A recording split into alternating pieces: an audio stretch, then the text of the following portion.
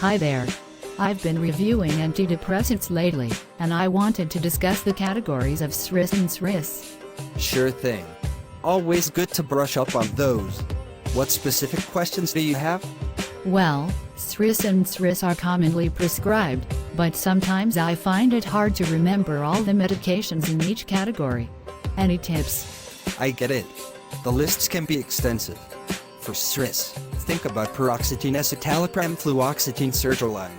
PEFS. That helps me remember paroxetine, escitalopram, fluoxetine, and sertraline, the major SSRIs. That's an E mnemonic. And for NSRIs? For NSRIs, it's a bit trickier. I remember venlafaxine, viloxetine, svidlafaxine. VDD. Those cover venlafaxine, viloxetine, and svidlafaxine, the primary NSRIs. Great. That makes it much more manageable. And what about the differences in their mechanisms of action? SSRIs primarily inhibit the uptake of serotonin, enhancing its availability in the synaptic cleft. On the other hand, NSRIs inhibit the uptake of both serotonin and norepinephrine. Got it.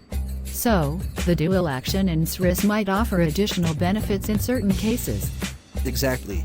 It can be particularly beneficial for conditions where both serotonin and norepinephrine play a role, like certain types of depression and anxiety.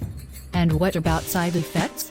Are there any significant differences between the two categories?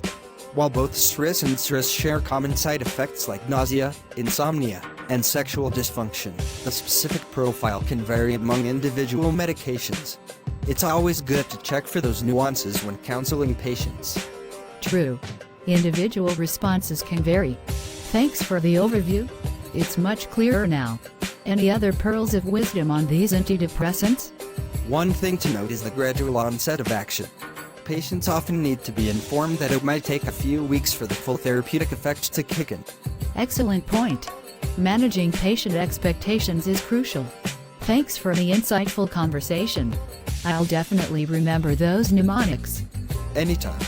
Pharmacology can be a handful, but with a few tricks, it becomes much more digestible. If you have more questions, feel free to ask. Will do. Thanks again.